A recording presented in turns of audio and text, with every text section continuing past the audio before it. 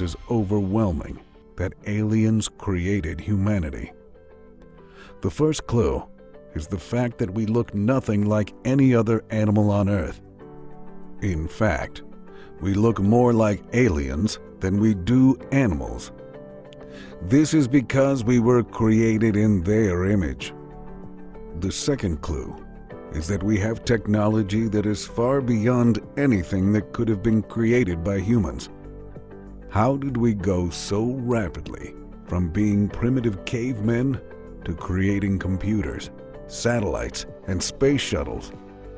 The only explanation is that aliens gave us this technology. The third clue is that many of our religions teach us that aliens created us. This is not a coincidence. Religion is a way for aliens to control us. They created us, so they know what will make us happy and what will make us obey them.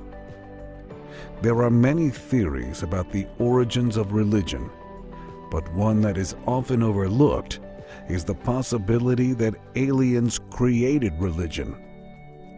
There are a number of reasons to believe that aliens might be responsible for religious beliefs and practices. One reason is that many religious texts include descriptions of beings that sound like aliens. For example, the Bible describes angels as beings with wings who fly and carry messages from God. This description sounds a lot like what we would expect aliens to look like. Another reason is that many religious practices, such as prayer and meditation, seem to be designed to contact aliens. These practices are often done in private, which would make sense if they were meant to contact beings from another world. Finally, there are a number of reports of people who have had contact with aliens and claim that they were given religious messages. These people have no reason to lie, and their stories are often very convincing. In fact, there are many theories about the existence of aliens and whether or not they have visited our planet. Some people believe that aliens have been visiting us for centuries, and that they have even played a role in human history. One theory is that Jesus Christ was actually an alien. There are a few pieces of evidence that suggest that Jesus may have been an alien. First of all, there are many accounts of Jesus performing miracles, such as healing the sick and walking on water. These miracles would be impossible for a human to perform, but they could easily be explained if Jesus was an alien with supernatural powers. Another piece of evidence is the fact that Jesus' body was never found after his crucifixion. Some people believe that aliens took Jesus' body away after he died, which would explain why it was never found. Lastly, many people believe that Jesus' appearance was not human-like. For example, some people say that Jesus had long hair and a beard, which was not typical of Jewish men at the time. Also, there are accounts of Jesus' skin glowing and his eyes being very bright. These characteristics could be explained if Jesus was not human. And what about other religious originators, such as Buddha? First of all, Buddha was born into a wealthy family. His father was a king, and his mother was a princess. He had everything a person could want. But instead of living a life of luxury, Buddha chose to live a life of poverty. He gave up all his material possessions and became a monk. Why would he do this? It doesn't make any human sense. But it does if you think about it from an alien perspective. Think about it. If you were an alien and you landed on our planet, the first thing you would want to do is learn about our cultures and customs. And what better way to do that than to live among us? That's exactly what Buddha did. He lived among us, learned about our ways, and taught us about his own. He was also known for his miraculous powers. He could levitate, cure the sick, and even walk on water, like Jesus. How could a human being do these things? The only explanation is that he wasn't human. He was an alien. So the next time you see a statue of Buddha, remember that he was an alien, and he came to our planet to help us learn about our own humanity. There is also the theory which suggests that Krishna, an important figure in Hinduism, was actually an alien. There are several pieces of evidence that support this theory. First, Krishna is often depicted with blue skin, which could be an indication that he was not from Earth. Second, he possesses supernatural powers that are beyond the abilities of humans. He can defeat enemies with his mind, fly through the air, and change his appearance at will. Krishna is said to have come from another planet called Dvarka. This is significant because it's believed that aliens often come from other planets or dimensions. Fourth, Krishna is described as being, quote, not of this world. This could mean that he was an alien who didn't belong on Earth. Fifth, Krishna is said to have had a close relationship with cows. Cows are considered sacred in Hinduism, and they're also seen as a symbol of alien life. It's believed that aliens often take on the form of animals to interact with humans. There are many other theories about Krishna's true identity, but the evidence suggests that he was an alien. In fact, as far back as we care to go, the gods were aliens. The ancient Egyptians worshipped a pantheon of gods and goddesses who they believed were responsible for the natural world and human affairs. Some of these deities were said to have come from the sky, and it's not hard to see why people might think that the Egyptian gods were aliens. For one thing, the gods were often depicted as having animal heads, which would certainly be bizarre to us. They were also sometimes shown with wings, which could be interpreted as meaning that they could fly.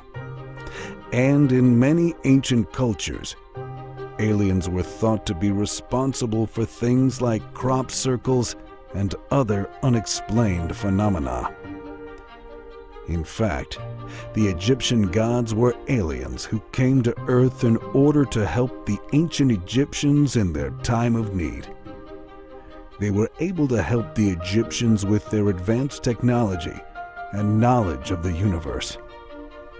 The Egyptians worshipped the gods and built temples in their honor. The gods are also believed to be responsible for giving the Egyptians their writing and hieroglyphics. But what about the moon and its relationship to aliens and religion? The fact that lunar gods were aliens is a theory that has been around for centuries. The theory goes that the moon is actually a spacecraft that is piloted by beings from another planet. These beings are said to be responsible for the phases of the moon, as well as the tides and other phenomena on Earth. It has been speculated that the moon may be a hollowed-out planet or a captured asteroid. It would relate that if the moon was a base for aliens, then the gods we associate with the moon would also be aliens. One of the earliest was the Egyptian god Thoth. There is a great deal of evidence to suggest that the Egyptian god Thoth was an alien. First and foremost, Thoth is often depicted as having an elongated head, which is a common characteristic of aliens in popular culture and from numerous eyewitness accounts. Additionally, Thoth is said to have knowledge of all things, which is another common trait of aliens. Finally, Thoth is often associated with the moon, and aliens are of course associated with space. Diana, the Roman goddess of the hunt, was also most likely an alien.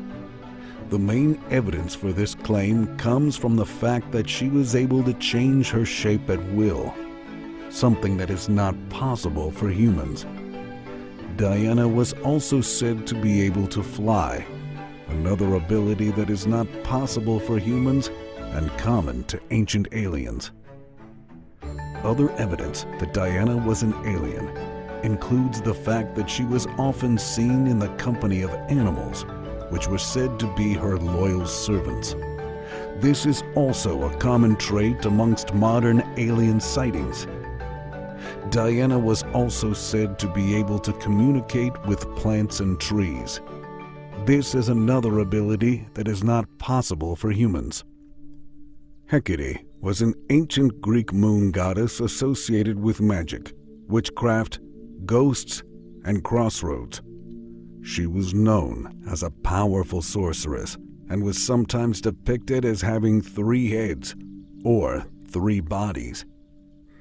There is evidence to suggest that Hecate was an alien goddess. One theory is that she was a member of the Pleiades, a group of 7 stars in the constellation Taurus. The Pleiades were often associated with witchcraft and magic, all traits no human has. Hecate's connection to the moon, ghosts, and crossroads also support the idea that she was an otherworldly being. Crossroads were thought to be places where the veil between this world and the next was thin, and Hecate was often invoked at these locations. There are many ancient Greek goddesses, but Phoebe is one of the most intriguing. She was said to be a beautiful woman with long flowing hair. She was also said to have the ability to see the future. But there are some who believe that Phoebe was not a goddess at all, but an alien. The first piece of evidence that Phoebe was an alien is her name. Phoebe is not a Greek name. In fact, it's not even a human name. It's the name of a moon of Saturn. So why would an ancient Greek goddess have the name of a moon? It's possible that Phoebe was named after the moon because she came from there. The second piece of evidence is her ability to see the future. This is a power that is not typically associated with Greek goddesses, but it is a power that is often associated with aliens.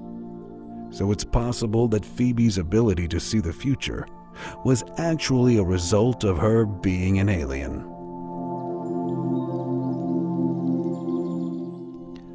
The third piece of evidence is her association with the stars. Greek goddesses are typically associated with the sun and the moon, but Phoebe was said to be associated with the stars. This is another indicator that she may have been an alien and come from the stars. Of course, there is a popular concept of the one God we have today. In order to prove that God was an alien, we would need to have a clear definition of what God is. For the sake of this argument, let's say that God is an all-powerful, all-knowing being who created the universe. There are a few pieces of evidence that could be used to support the claim that God was an alien. First, if God is all-powerful and all-knowing, it's unlikely that he's human. Second, the Bible contains numerous references to God coming down from the sky or appearing in a burning bush. These could be interpreted as God literally coming from another world. In fact, our modern concept of God comes from the Hebrew Yahweh. Yahweh was most likely an alien, and there are many proofs to support this claim. First and foremost, the Bible tells us that Yahweh was not born on earth, but was instead brought down from heaven. This is significant because it means that Yahweh was not subject to the laws of nature that govern earthly beings. Yahweh was also not bound by the limitations of the human body and was able to perform miracles that would be impossible for a human. Another proof that Yahweh was an alien is the fact that he is described as being like a man. This is significant because it means that Yahweh was not a human being, but was something else entirely. Finally, the fact that Yahweh is described as being invisible is another strong piece of evidence that he was not human. This is because humans are not invisible, and the only way that Yahweh could be described as such is if he was not of this world, and indeed had powers to evade our sight. In essence, the gods and goddesses of the past all have the powers of what we today call aliens. They watch us from the moon, and they were the originators of religion. Even ancient man believed this to be the case. There is compelling evidence that ancient man believed aliens lived on the moon or came down from the skies. This belief is reflected in ancient art, mythology, and even religious texts. The first evidence comes from ancient art. Depictions of flying saucers and other strange objects in the sky are found in cave paintings all over the world. This suggests that ancient man was aware of something strange in the sky, and that they believed these objects were operated by aliens. Mythology is another source of evidence. Many ancient cultures have stories of gods or other beings coming down from the sky in strange vessels. This suggests that ancient man believed that aliens were visiting them from other worlds. Finally, there are religious texts that mention aliens. The Bible, for example, describes angels as beings who come down from heaven in flaming chariots. This is clearly a reference to aliens, and it shows that ancient man believed that aliens were real. In conclusion, there is strong evidence that ancient man believed in aliens.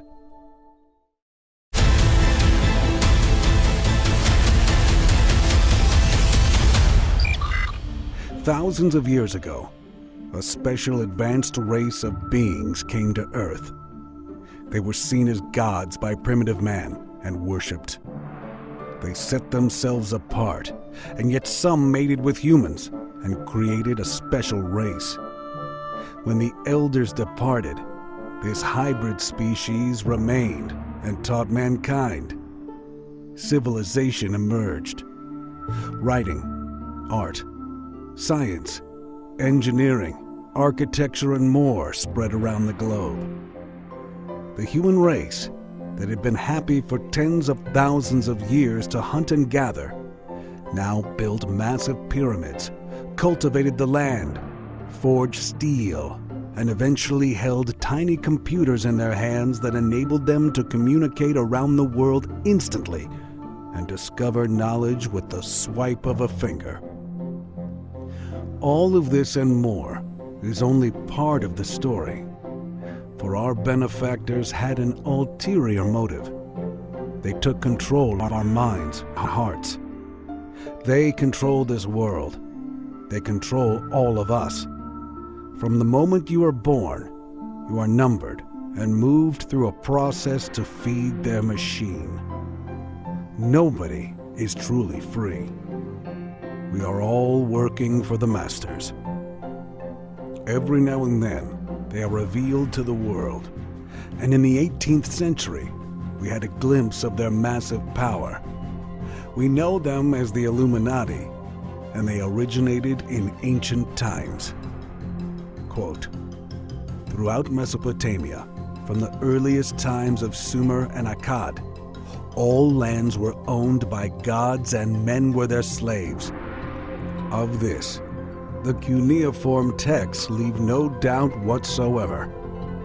Each city-state had its principal god, and the king was described in the very earliest written documents that we have as, quote, the tenant farmer of the god.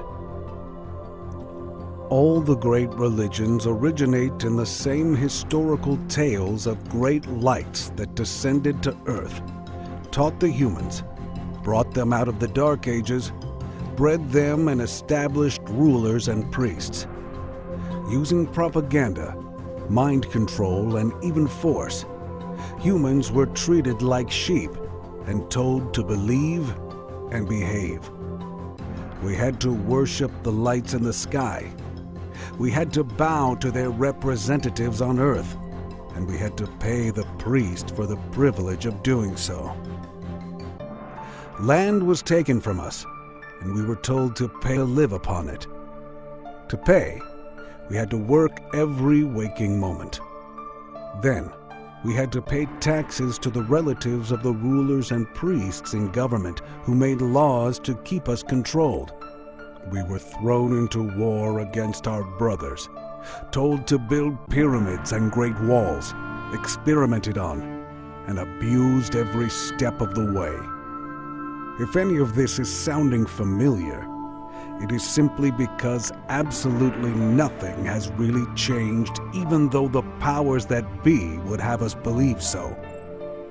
From the 17th century onwards, we believed we had found a way of revolting against this oppression. Across Europe and the US, so-called freemen fought against the tyranny. And yet the fact is this: the rulers had people in both camps. The US War of Independence, for instance, was led by men on both sides who were members of the same Freemasonic lodges, who were often themselves descendants of royal stock. The English Civil War ended up with the English begging for a royal to come back on the throne. It was all staged. It has always been staged. The First and Second World Wars changed the political map of Europe, and yet the royals and religions remain. Power cleverly shifts around, but always, at the very top, the same families run the world. Modern control began in the 18th century as a reaction to the growing enlightenment of the human population. The printed word had an unfortunate side effect for those in power. People started to gain knowledge and spread dissent. One very clever method of controlling such dissent is to cause it, own it, and control it. Create your very own group that seemingly goes against the status quo, and not only do you manipulate those who are naturally drawn towards it, you gather your own secondary power base to play around with. One sure way of winning any game is to own both sides. In the 18th century, the modern era of mind control began with the creation of the Illuminati. The name in itself must remind us of the very fact that those who originally came to Earth were the illuminated ones. In the 18th century, a Freemason wrote the following words: "There are a certain number of people who have arrived at the highest degree of imposture. They have conceived the project of reigning over opinions and of conquering not kingdoms nor provinces, but the human mind. This project is gigantic and has something of madness in it, which causes neither alarm nor uneasiness. But when we descend to details, when we regard what passes before our eyes of the hidden principles, when we perceive a sudden revolution in favor of ignorance and incapacity, we must look for the cause of it. And if we find that a revealed and known system explains all the phenomena which succeeded each other with terrifying rapidity, how can we not believe it?" Standard history tells us that they were started by Jean Adam Weishaupt, the founder of the Order of the Illuminati. Weishaupt was born in Bavaria on the 6th of February, 1748. His father, Baron Ickstadt, was a professor at the University of Ingolstadt, having married the niece of the curator. The Baron secured a scholarship at the Jesuit College for Adam, who then went on to become a law student at the age of 15. Ingolstadt was a steadfastly Jesuit area and had been for over 200 years. Dissent was not permitted, even though they had been partially suppressed in 1773 by Clement XIV. It has been said of the Jesuits that they were the world's largest and most powerful secret service, due mainly to the fact that they were feared by many in the Catholic Church, and that a universal confession could be well utilized for blackmail. According to a converted nun, the Jesuits offer the world at large a system of theology by which every law, divine or human, may be broken with impunity, and by which the very bulls of popes may be defied. It is a ghastly religion. It is a religion to be abhorred by all honest and honorable men. So according to this 19th century writer, they were even above the bulls of the Pope.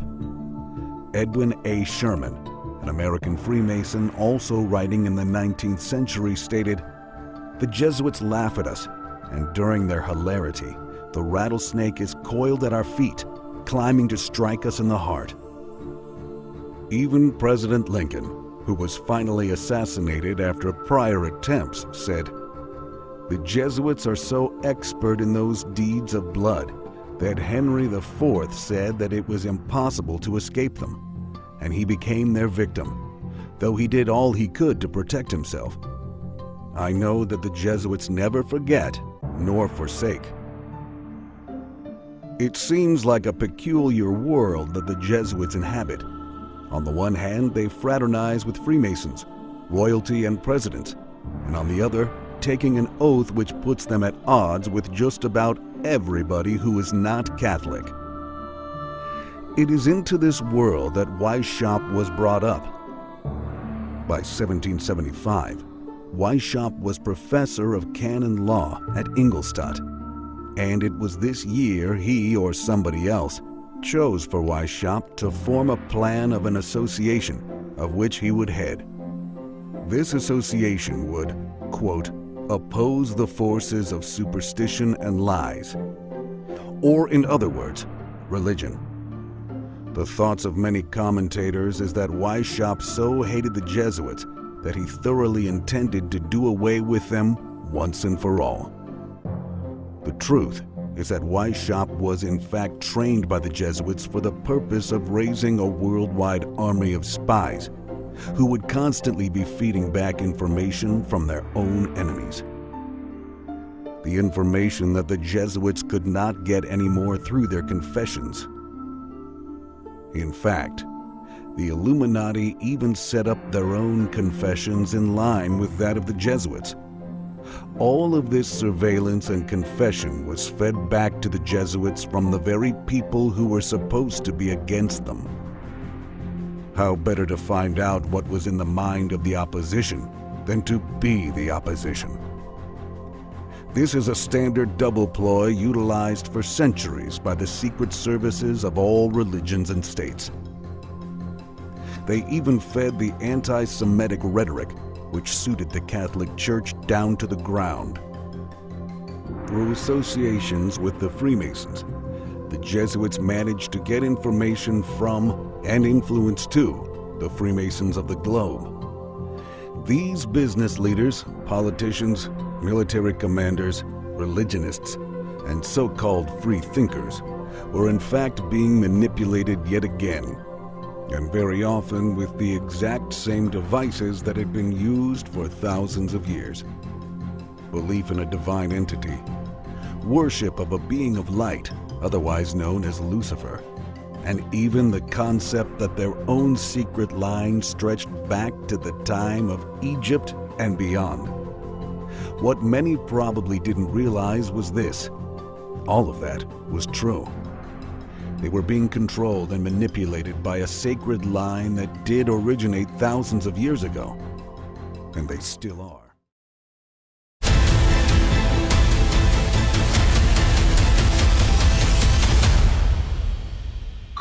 We humans are obsessed with the idea that we're not alone, that somewhere out there in the universe there are other life forms intelligent enough to communicate with us.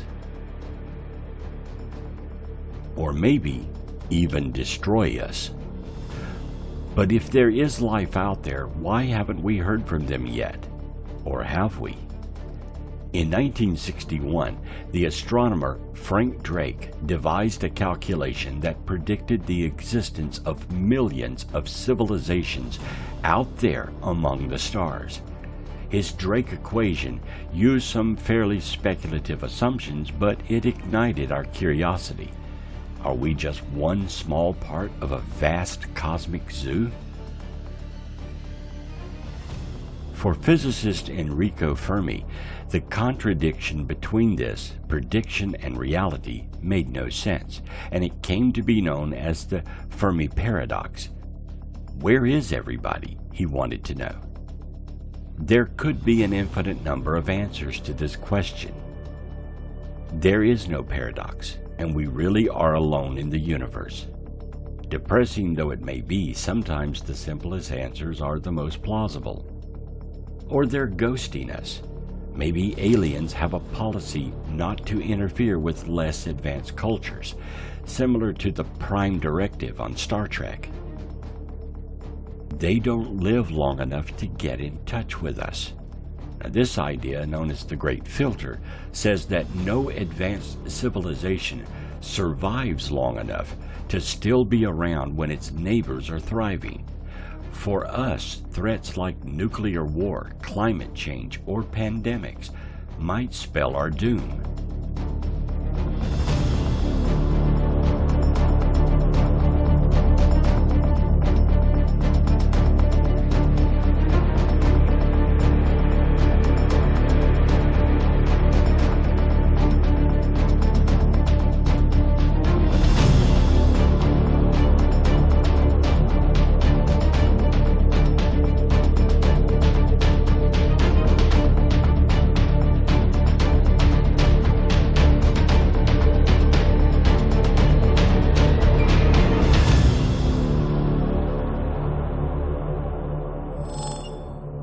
Or they really are here.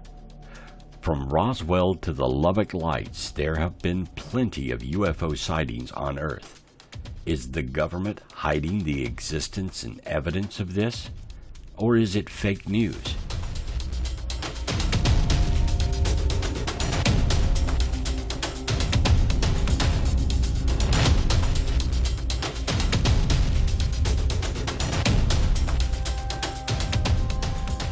The silence from another civilization is not for want of looking on our part. In 1960, Drake pointed a radio telescope towards two nearby stars and waited for that hotline bling. Instead of intelligent messages, he got a load of static and interference from a secret military experiment. Nevertheless, the search for extraterrestrial intelligence, or SETI, was born. Then on the 15th of August of 1977, another SETI program recorded a brief radio signal coming from the direction of Sagittarius. Jerry Eman, the astronomer analyzing the data at the Big Ear telescope that day, was so excited that he wrote "wow" in the margin of the printout. So far, that "wow" signal stands as our most hopeful sign of alien communication. But listening for ET to phone home is a bit like standing by the payphone waiting for the phone to ring. Maybe we have to make the first move. Drake tried this too, sending a radio message towards globular star cluster M13. Known as the Arecibo message, it showed potential aliens our DNA structure, solar system, and some of the biochemicals of earthly life. We also tried sending aliens a greeting on board space probes Pioneer 10 and 11, which included images of humans and directions to our planet. Then, in 1977, we sent a more ambitious message, full of audio and images, on board the Voyager probes. We even included a mixtape of some of our favorite tunes, including Bach, Beethoven, Louis Armstrong, and Chuck Berry, to impress any friendly life forms, or at least the ones with ears. And if that didn't entice them to get in touch, maybe this illustration of humans eating, licking, and drinking might. By now, aliens might know a lot about us, including what we need to survive and how to reach us. And you might be wondering whether it's such a good idea to be broadcasting our location all over the galaxy when we don't know who's listening. It's like shouting in a forest before you know if there are tigers, lions, and bears, said a SETI researcher. Those bears might have planet-destroying interstellar missiles. Putting aside the question of whether we should try to contact aliens, are we even doing it right? These alien societies might be millions of years old, so to them, our radio messages might look as outdated as flip phones or pagers, and even radio. There are plenty of other ways to look for life. We can look for biosignatures. Over time, the biochemistry of billions of creatures can transform a world in distinctive ways. By analyzing the wavelengths of light that come through the planet's atmosphere, we can look for gases that suggest the presence of life. Or we can look for technosignatures. If we do see signs of life on another planet, that won't tell us whether it is inhabited by mindless green slime or sentient city builders. A more reliable approach to look for kindred spirits is to look for chemicals that only intelligent civilizations can produce. For example, city lights. Aliens with night vision as limited as ours might festoon their built environment with artificial lighting, so maybe we could spot cities lit up on the planet's dark side. Aliens may be on the go. Alien spaceships might be easier to spot than their home planets. Maybe we can look for high-powered lasers used to push optical sails, or intense plumes of light generated by an antimatter engine, like those imagined in Star Trek. Or aliens might have built gargantuan engineering projects like a Dyson sphere, named after the physicist and engineer Freeman Dyson, which are swarms of devices around a star that harvest its energy. The Ozymandias effect is another way. The ruins of advanced civilizations doomed by their own technology might have their own telltale signatures. If we find dead civilizations before we find living ones, that might not bode well for our future. If we do make contact with aliens, It would be a decisive blow to the idea that humans are the center of the universe. But how much cooler would it be to discover that we're just one branch of a vast galactic tree of life?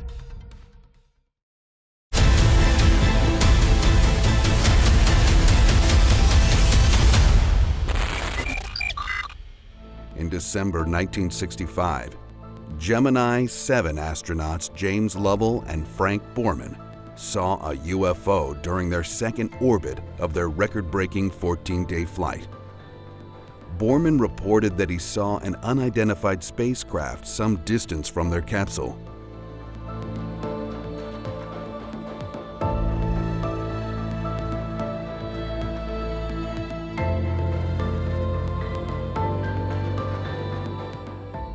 Gemini Control at Cape Kennedy told him he was seeing the final stage of their own Titan booster rocket.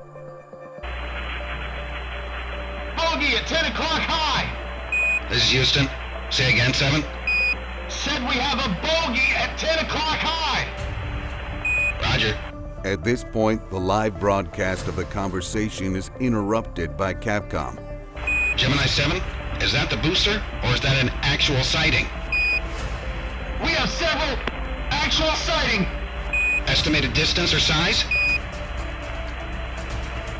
We also have the booster in sight.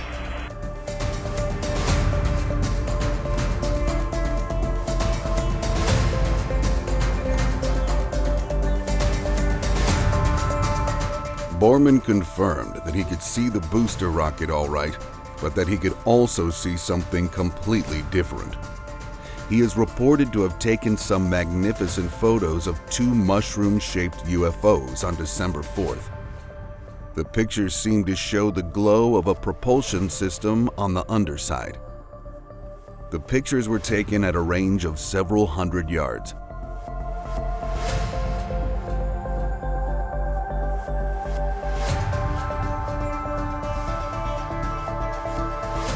In 2003, China's first astronaut, Yang Liwei, gets a haunting experience as he hears a knocking on the outside of his spaceship's door. There are no faults with his craft. So is he imagining it, or is there someone or something on the outside knocking to get in?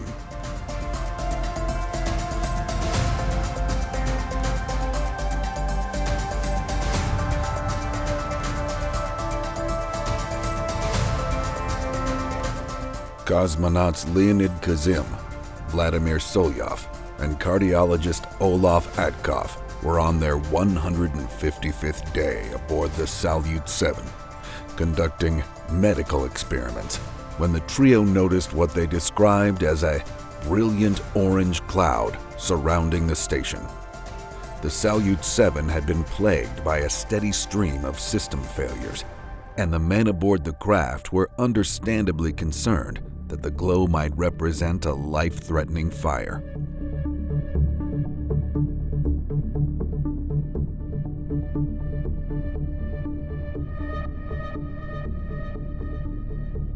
Fearing the worst, the cosmonauts rushed to the portholes, only to find themselves blinded by an intense luminescence that poured in through the circular apertures. After their vision adjusted to the light, the cosmonauts radioed ground control, telling them that the station was bathed in an anomalous, self-illuminated mist.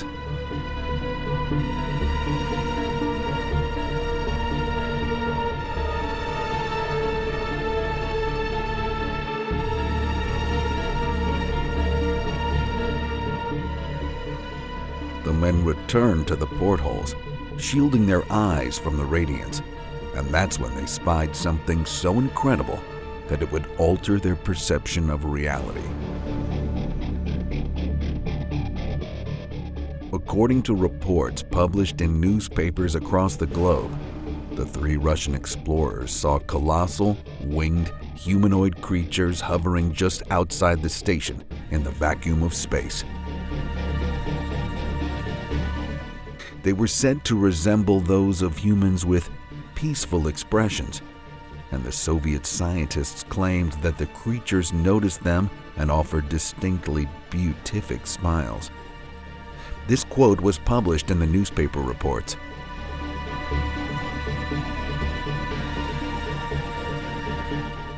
Quote, "What we saw were 7 giant figures in the form of humans, but with wings and mist-like halos, as in the classic depiction of angels."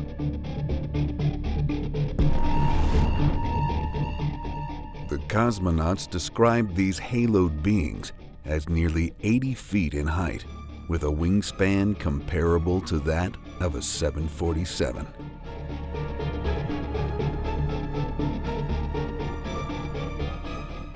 The men observed the seraphim for 10 minutes before they vanished, leaving the isolated comrades to ponder what it was that they had seen, trying to gather the courage to report it to their superiors.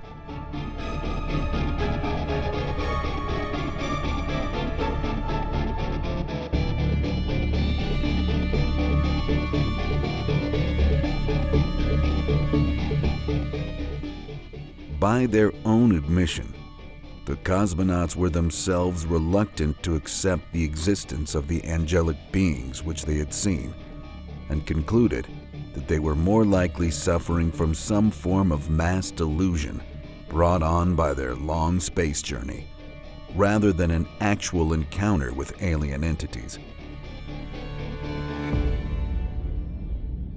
Their self-induced denial was put to the test 11 days later, when additional cosmonauts arrived at the station and the celestial beings returned.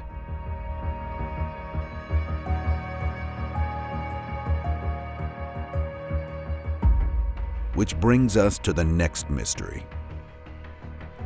According to reports, just days after the new Soviet cosmonauts were aboard the Salyut 7, the orange glow again enveloped the station. This time, all 6 of the space travelers were said to have witnessed the gigantic winged beings keeping pace with the station, which they once again dutifully reported to the alarmed ground control team below.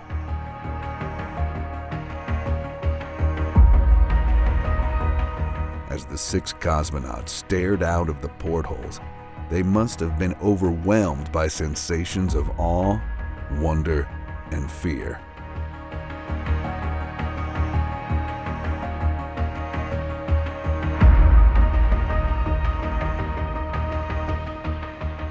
They were all skilled pilots, scientists, and doctors, who after years of knowing where they stood on the evolutionary scale, were confronted with humanoid creatures soaring in the dark vacuum of space. Creatures that seemed not merely alien, but supernatural.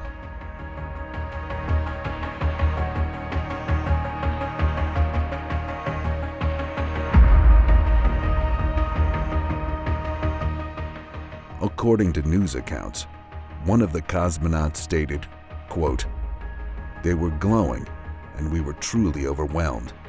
There was a great orange light, and through it, we could see the figures of 7 angels. They were smiling as though they shared a glorious secret. But within a few minutes, they were gone, and we never saw them again."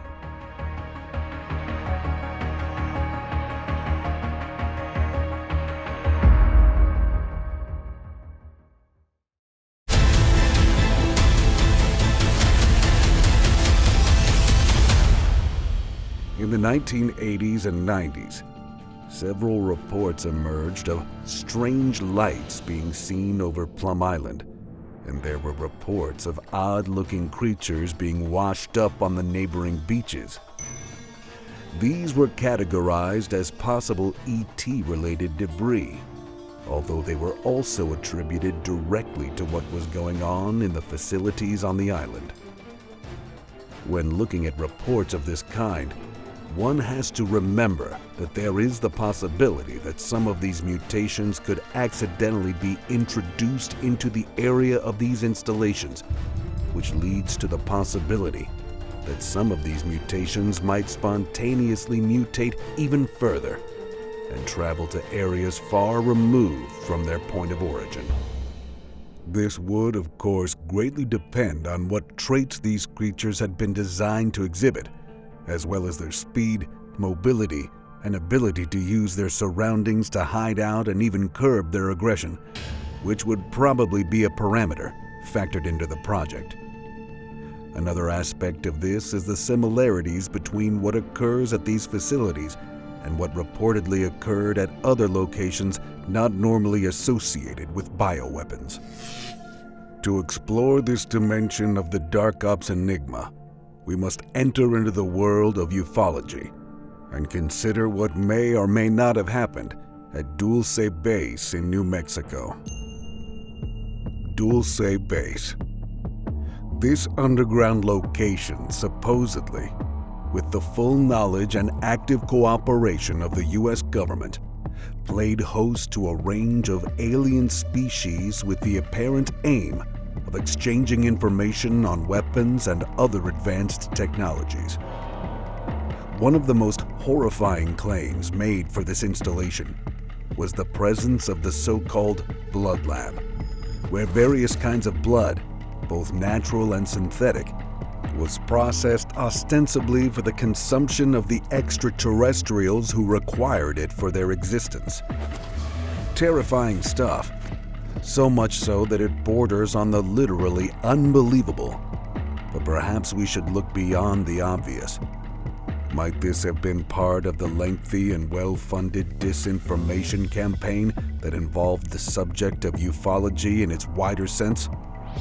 It wouldn't be the first time this has occurred. It is known and acknowledged that the U.S. Air Force of Special Investigations, now just known as OSI, as well as the CIA and the NSA, actively used various black propaganda and other disinformation techniques to shield what exactly went on at a range of military facilities. Therefore, it is not beyond possibility that the same has occurred at the Dulce base as well, to conceal work of a highly secret and sinister nature, involving, once again, bioweapons. But more tellingly, very early work on human embryo and stem cell research. Here again, reports of UFO sightings and encounters with strange creatures abound in this area, and it was reports such as these, particularly of UFOs, that directly led to the mental breakdown of Dr. Paul Bennewitz, whose concerns and patriotism brought him to the baleful attention of the OSI and the other two previously mentioned organizations, whose disinformation efforts were equally successful. Because what was reported by Bennewitz and others was soon exaggerated, speculated upon, and eventually confabulated into the realms of science fiction. While the various agencies involved, with a well-funded interest in these matters, continued undeterred, their very real agendas safe behind the smokescreen of lies, misinformation, and disinformation. This truly makes one think, was there really a blood lab? Quite possibly. Was it involved in the manufacture of various biologically based products? Again, this cannot be ruled out. Were the sightings of strange creatures in the areas mentioned so far sightings of ETs, or were they the end results of some truly unthinkably experiments on human and animal mutations? The only possible defense that governments who insist on conducting this kind of experimentation have is that the experiments are so horrific that normal human beings literally have no adequate frame of reference other than to assume they must be extraterrestrial. In their clandestine world, this is called hiding in plain sight. It is likely that the sightings made in the early 20th century were badly mutated animals in the very early days of gene manipulation, and that a few such creatures possibly created in these laboratories managed to escape, either through carelessness or even through the active collusion of people working on these black projects. Given that they were mutants, it's likely that they had no effective immune system and died relatively quickly once outside the labs that were their sanitized environment. Either that, or they were rounded up and returned, or killed. Given the descriptions and locations of most of the sightings, these were probably experimental biological entities.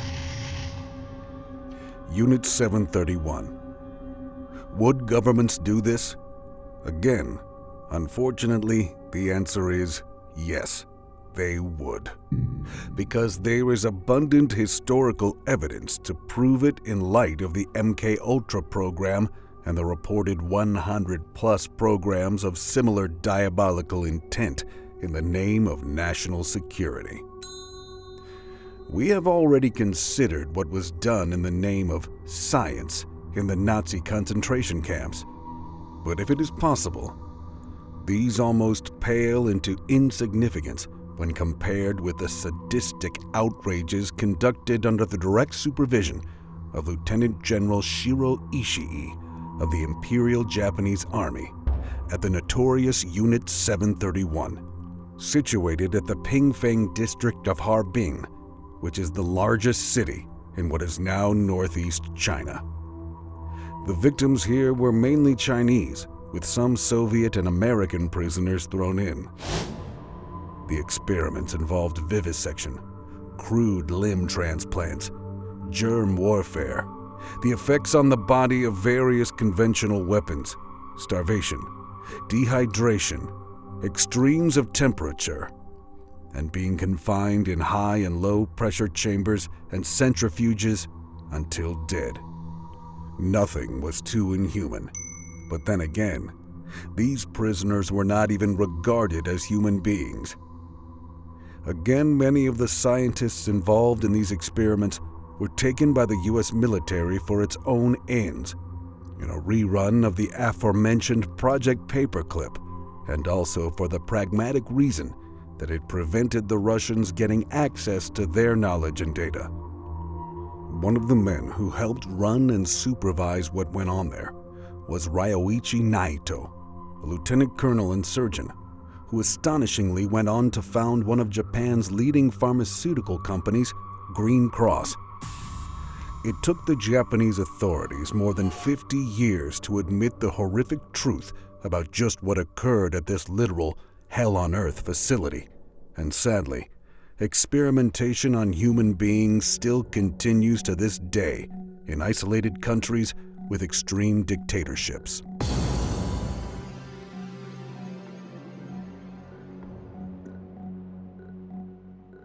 The chimeras. There is no doubt that human-animal experiments are still attempted in various laboratories located around the world and have resulted in the deliberate production of utterly abominable results, such as ape-human embryos and other ungodly biological combinations that some call chimeras. Some of the laboratories act as proxies because the nature of the work is so horrific that, for example, the USA or UK would not allow it to occur within its own territory. So it farms out and pays for the experimentation, often in third world countries, where the laws are much more lax and where money and favor are motivating factors. The chimera is more common than it first appears, as one can be created naturally enough through a quirk of nature, as well as via the deliberate manipulation of cells, and it is the second of these possibilities that causes the real concern. In 2003, in China, at the Shanghai Second Medical University, researchers allegedly combined human skin cells with those of dead rabbit eggs to create, presumably, the first human embryos that were chimeras. The embryos from this experiment were allowed to develop for a few days in the laboratory, then were supposedly destroyed to harvest the resulting stem cells. All of this began at the Rosalind Institute in Scotland. In 1996, where the world's first known viable clone was created, which was Dolly the sheep, whose blood was composed of 15% human cells and 85% sheep cells. Another series of experiments authorized in the UK was conducted under the terms of the 2008 Human Fertilization and Embryology Act. The outcome of these experiments were two distinct types of hybrid. One is called a chimera, and the other a hybrid. Chimeras in this instance are human cells mixed with animal embryos, whereas hybrids are created from a human nucleus being implanted into an animal cell. The experiments eventually ceased due to a lack of funding, but their outcome was the development of over 100 definite mutations and hybrids. These were presumably destroyed after the experiment ceased, but with reports such as these, one can never be sure, especially if these hybrids and mutants were viable, and there was sufficient interest from non-academic agencies, perhaps military who had the facilities, time, necessary expertise, and of course the ability to fund further development. Scientists have claimed that the stem cells extracted from the mutations and hybrids could ultimately be used to treat a number of incurable diseases. But of course, this might not be the priority, especially when there is a great deal of money to be made, or a significant advantage can be gained. The implications for this kind of research are immense, both for drug companies and their shareholders, as well as the powerful elite in the less scrupulous world of defense.